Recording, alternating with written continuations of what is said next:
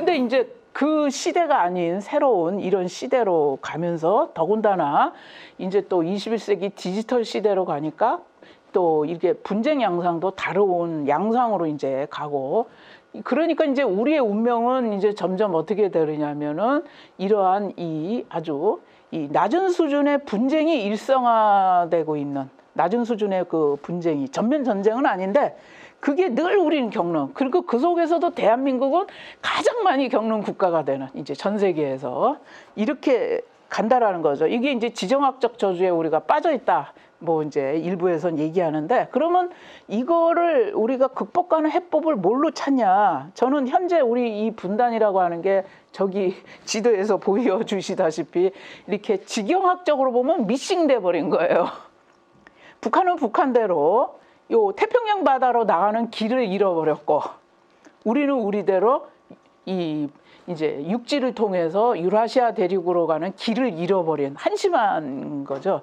제가 이제 역사적으로 요것도 이렇게 보면서 안타깝게 생각하는 게, 이게 점점 조선조까지 오면서 조선조의 한반도에 우리 스스로가 갇히면서, 이제 우리 민족이 스스로 갇히면서 유라시아를 잃어버렸는데요. 유라시아를 잃어버리니까 점점 우리는 어떻게 보면은 이건 대륙 세력하고 해양 세력에 굉장히 항상 이게 어떤 도구화되는 이런 존재로 돼버린 이런 안타까운 현실인 것 같아요. 그래서 그러면 우리가 해법은 바로 뭐냐? 우리가 잃어버린 이러한 연계성을 다시 찾자라는 거죠.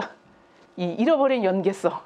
그러니까 북으로 하여금은 이 태평양 바다로 나가는 연계성을 찾게 해주고, 우리는 우리대로 유라시아 대륙으로 가는 연계성을 찾는, 그게 이제 이 지경학적 미싱을 극복하는 평화경제 전략이 아니겠냐라고 이제 생각이 드는데요.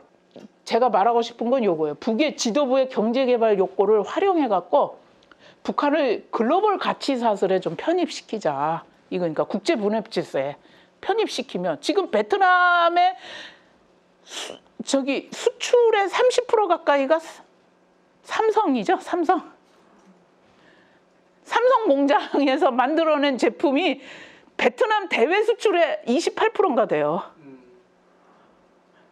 그러니까 이게 그렇게 되면 베트남이 옛날에는 사실은 어마어마하게 인도 차이나 반도에서 사실은 분쟁을 일으켰던 존재였잖아요. 근데 이미 그런 식으로 글로벌 가치 사슬에 들어가니까 어떻습니까?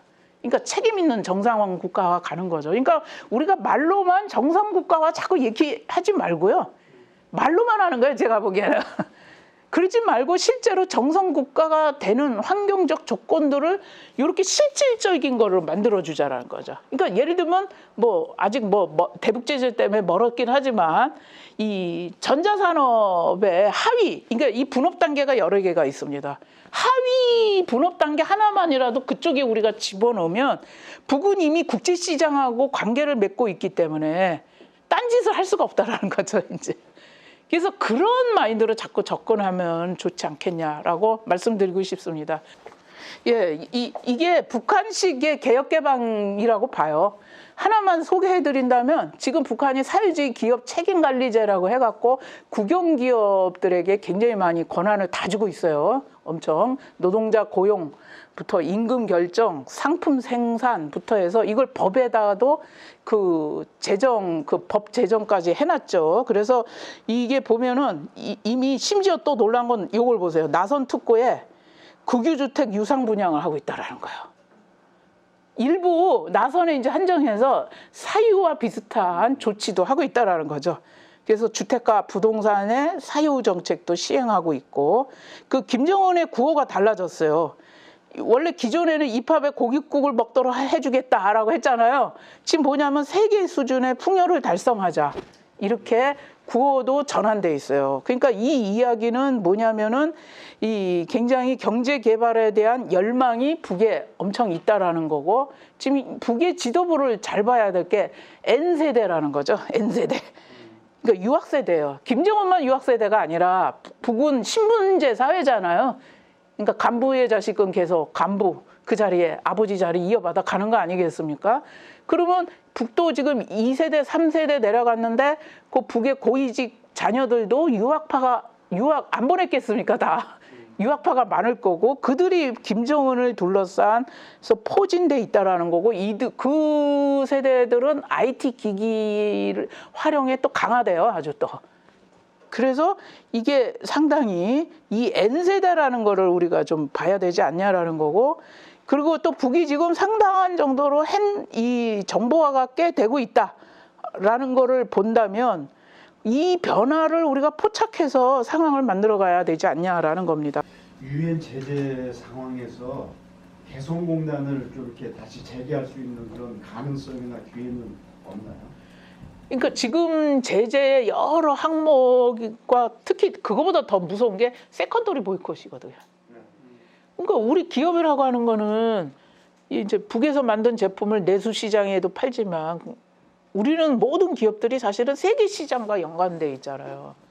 그러니까 세계 시장 공간에서 활동을 해야 하는데 세컨더리 보이콧에 걸리는 거죠. 이제 북에서 그런 기업 활동을 한다는 것 자체가. 그러니까 이게 굉장히 신중하게 판단했어야 하는 게 2016년 2월에 문 닫을 때.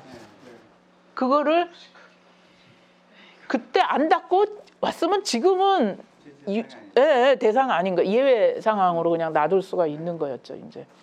너무 성급하게 판단. 예. 근데 지금에 와서는 적용 대상이 되어버려서 그러니까 다시 하기가 어려운 거죠. 이제 왜냐하면 또 거기 모든 원자재를 다 남쪽에서 올려보내서 했는데 원자재 보낼 수가 없는 거죠. 지금.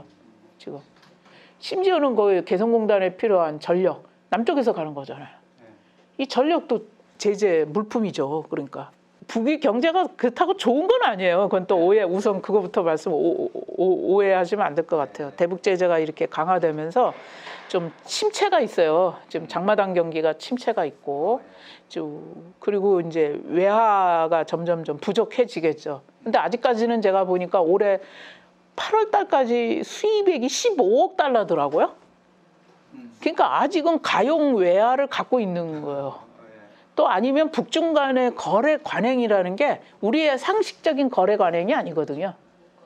그러니까 이제 아직도 우리가 파악을 못하는 거래 관행이 있음으로써 그거에 의해서 유지되는 것도 있어요. 그러니까